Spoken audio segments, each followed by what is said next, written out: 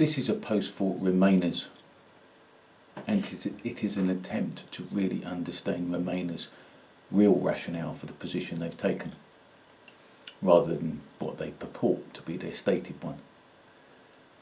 Because although I'm far from impartial, if we can really understand each other, we may be able to continue to live with one another after this fiasco is over, if it ever is. It may also be of some value to Brexiteers, but the principal audience is Remainers. I went to Parliament yet again on Monday to express my displeasure at the current state of affairs. I probably shouldn't have bothered. There were precious few people there, apart from the usual diehards, where UKIP and Brexit Party banners jostle for position with the ubiquitous blue and gold EU flags. Although Carl Benjamin, aka Sargon of Akkad, was there, and it was nice to see him again, I really wished I'd gone on Wednesday, since I could have waded into that thicket of Remainer MPs that were playing to the cameras, making a big show of attempting to get into the illegally prorogued Parliament. As it was, on Monday, the only person of note that I saw, apart from a heckled Ian Blackford, was Richard Brain, the new leader of UKIP, who was being grilled quite aggressively by another of the Remainer diehards, Femi Olawole. I hope I'm pronouncing that right. Anyway, you'll have seen him contributing to many of the Brexit debates. Brain, I think, held up his side of the argument quite well, and Femi, who it seems to be how he is known, seemed also to know his stuff as far as it went. But as I was listening in, I was struck by how futile all these arguments are. In 3 years, nothing has changed. There remains no common ground, none whatsoever. Femi's questions were basically all about how disastrous economically Brexit will be. Like I say, Richard Brain answered persuasively and coherently, but he wasn't convincing Femi. Like all of these debates, nothing is ever solved. Remainers continue to believe that Brexiteers are all thick and worse, and Brexiteers continue to believe that all Remainers are, in turn, treacherous. And that's because each side is arguing from, in the truest sense of the word, an uncompromising position. And that's just the trouble. Neither side wants to compromise. But that's because a compromise is, by its very nature, impossible to resolve in a binary choice. One side has to give way. The problem is that Brexiteers don't feel they have any moral compulsion to compromise. After all, why should they? They won. And the more that Remainers attempt to enforce a compromise via some sort of semi-detached EU deal, rather than a clean break, or a crashing out as they would have it, the more entrenched Brexiteers become, feeling that any kind of compromise is just an attempt to overturn the result, which it is, and effectively handing victory to the losers. And why the fuck would they do that? As a Brexiteer myself, I'll admit I'm also averse to compromise, for reasons that I've just mentioned. And for those reasons, at present, the only deal I trust is a no deal. I do my best to understand all the issues and all of the ramifications of each scenario, but as I've said numerous times before, I'm just a plumber. I'm not an economist, but then neither is Femi, although he has a fair grasp of the issues. And most of the people wading into this huge debate aren't economists either. Although having said that, most economists don't seem to know their arses from their elbows anyway, having collectively predicted less than half of the recession since 1945, despite it being full-time, not to mention probably well-paid employment for most of them. If I can sample Jordan Peterson here, here's a chapter in his book called Don't Disturb Children When They Are Skateboarding. In it he suggests that we should all maintain a healthy scepticism regarding people's stated motivations and their real ones. Often, of course, these are one of the same, but to anyone who has witnessed a prevaricating and disingenuous politician dancing around an elephant in the room, which is quite an image, their stated motives are just as often completely different to their real ones. And I've often thought this, and about many issues, and not just Brexit. Well, so many of us are having in-depth discussions about the economic pros and cons of leaving the EU. What we are not discussing is the real, genuine reason for leave or remain. Because this is where we get down to brass tacks. What do Brexiteers really have against the EU? And what is it the Remainers are so in love with? Or conversely, what kind of country do Brexiteers want after Brexit? And what is it that Remainers really fear? I'll set out my thoughts on those two but connected sides of the coin. As a Brexiteer, I hope that we can have a country that is, as much as possible, self-governing. I hope to have a country that has control over its laws.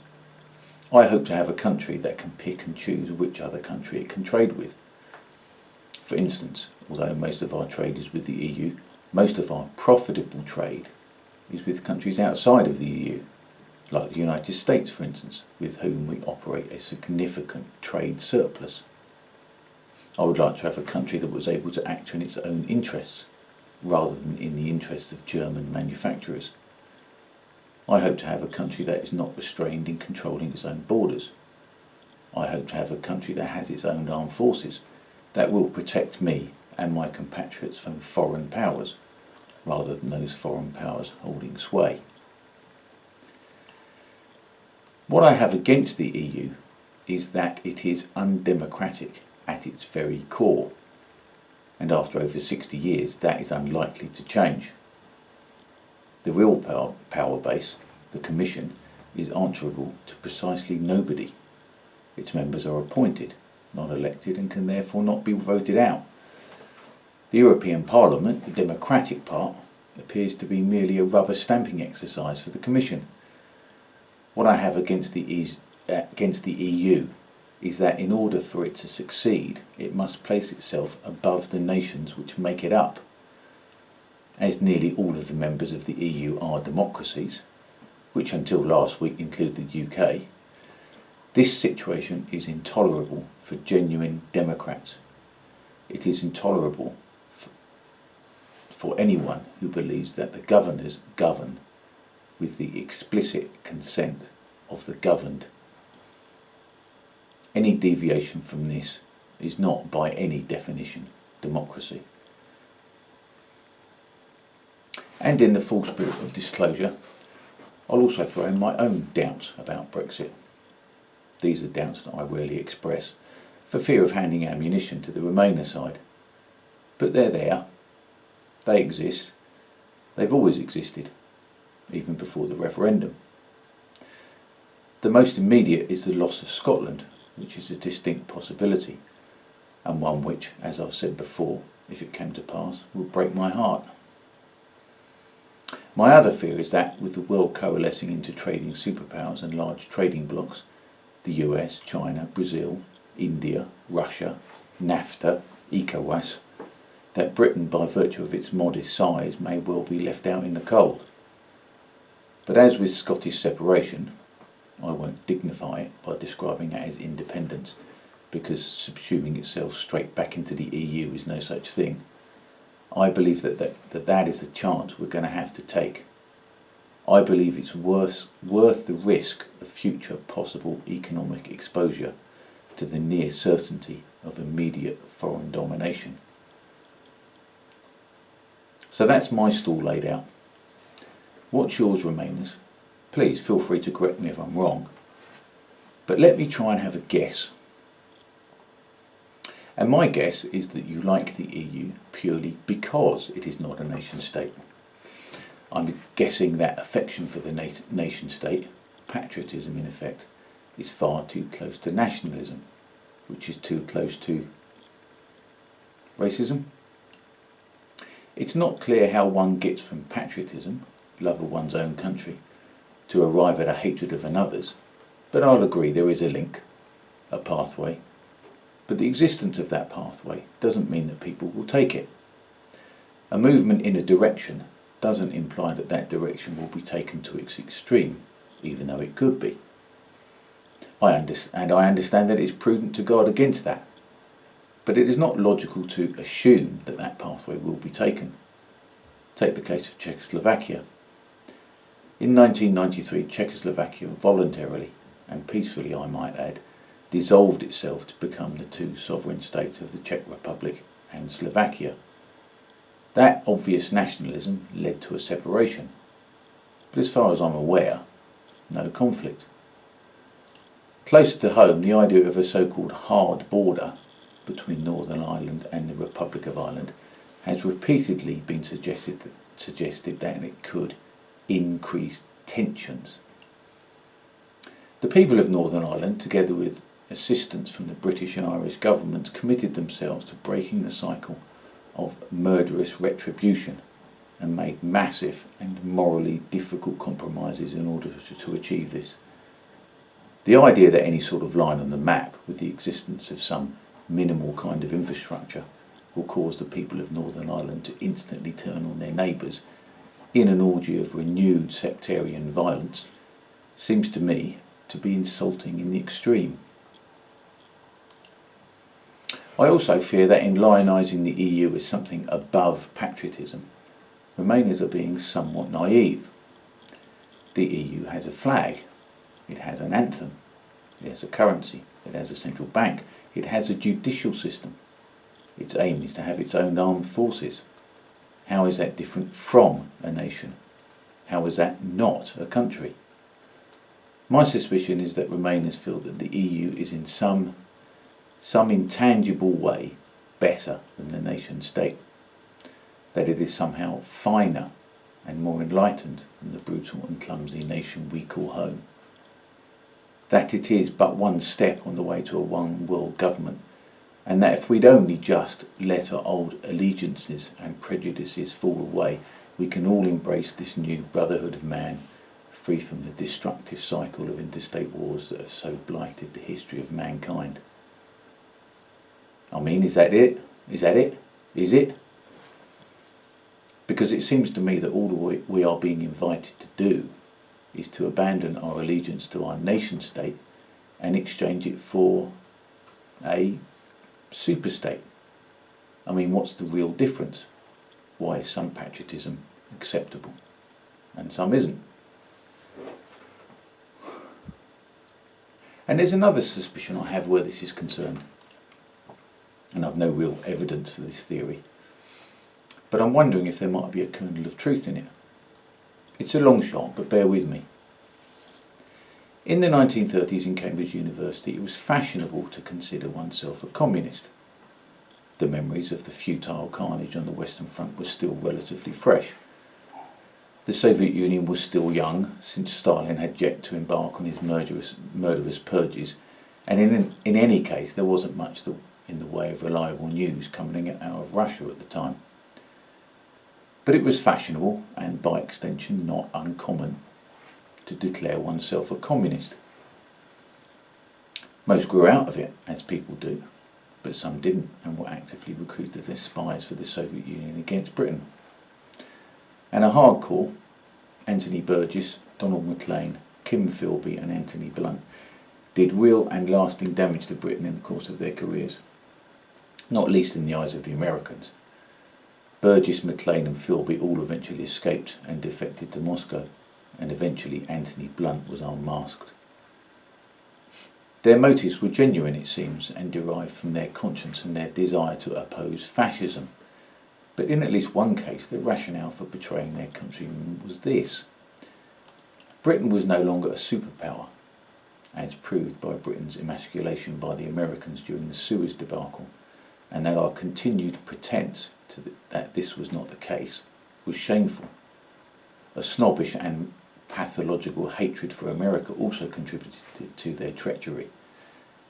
And this seemed to be it, that they would rather betray their own country, and by extension their own friends and families, just because Britain was no longer top dog, and that they resented the new power of Arabist America. I'm wondering if Remainers' constant attacks on Brexiteers for their supposed nostalgia for the glory days of British hegemony are really just a veil for their own form of jingoism. It's not fair. We're not a superpower anymore, but if we join with Europe, we can beat those vulgar Americans. Is there any truth to that? Like I say, it's a long shot, but if that viewpoint was common then, there's no reason to imagine it might not still be common now. After all, George Orwell pointed out a virulently anti-British sentiment in the intelligentsia in our supposed finest hour of 1945, which is, if anything, even more pronounced today. But it's easy for Americans to be patriotic without thinking about it too much, because America is so strong, so rich, so powerful, and despite everything still so impressive. For the same reason, it's becoming much easier for the Chinese to think the same way. But for those of us who inhabit modest but still worthy countries like the UK, France, Italy and New Zealand, we have to look harder to find reasons to be patriotic. I argue that we don't have to look too hard, but for some, despite their protestations to the contrary, they are only seeking the glory of the powerful.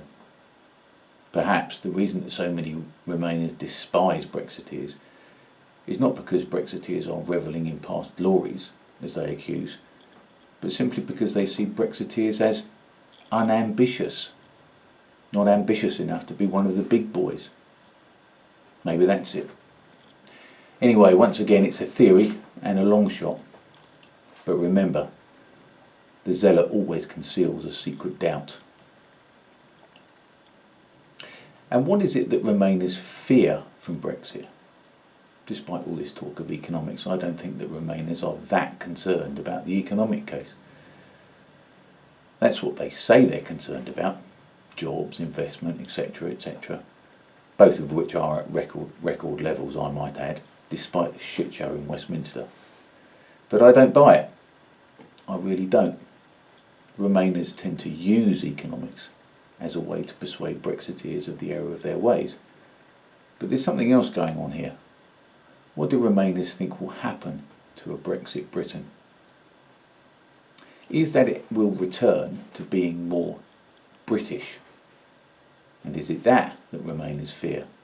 Does being more British imply something negative in Remainers' eyes? And if Britain were to become more British, and by extension less European, why is that negative? This, I think, is the crux of the matter. Femi, for instance, is British. Does he view himself to be primarily British or European? I don't know, and it would be unfair of me to speculate.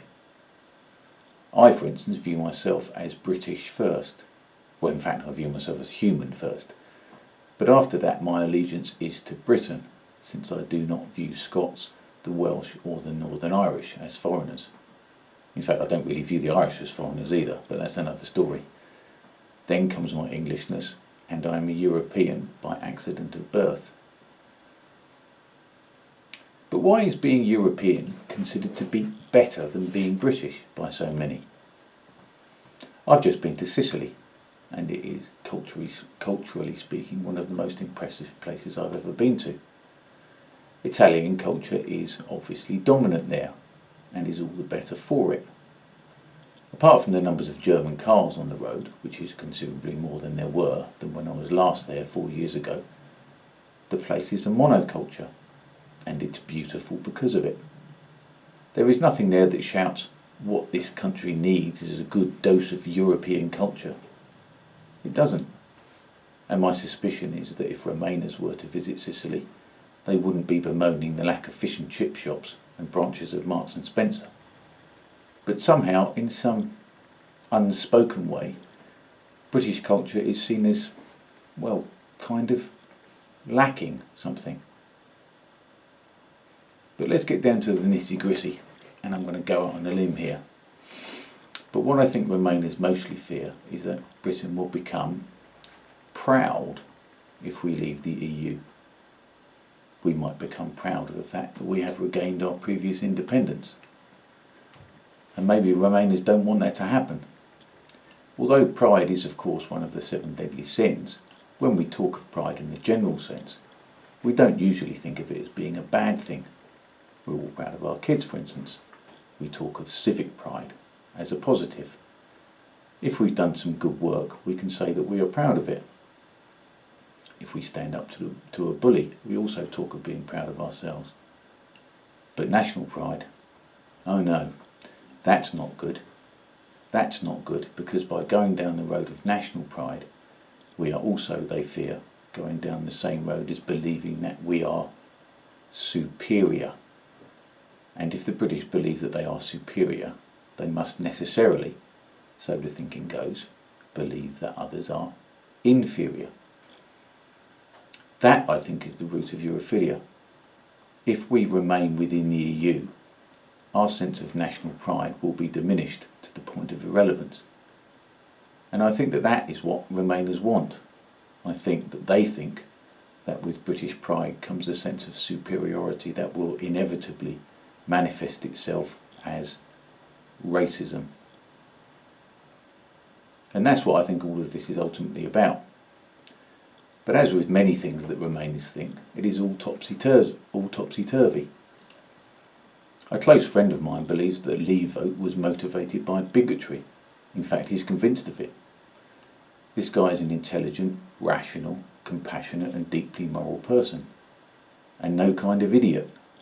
But recent surveys have revealed that Britain remains one of the least racist countries in the entire world. Survey after survey reveal the same attitudes. Even the majority of non-white respondents in said surveys back that up, showing Britain to be a place of real, genuine tolerance, almost to a fault. I'm not saying that there's no issues here, or that racism doesn't exist, but Britain remains one of the easiest places in the world for a foreigner to live in. There is no reason, and what's more, no evidence, to fear that Britain risks going back to the days of the 50s and 60s. So my appeal to Remainers is this: can we all just start being a bit more honest about this? If I could admit that one of the reasons I want Brexit is that it offends my British pride to be governed from Brussels, and that is not perhaps the most logical, the most enlightened, or even the most moral reason for wanting to leave the EU, perhaps you can admit that maybe your fears of instant post-Brexit extermination camps and gas chambers might be just a little wide of the mark. I hope so, because we're going to have to find a way to live with each other.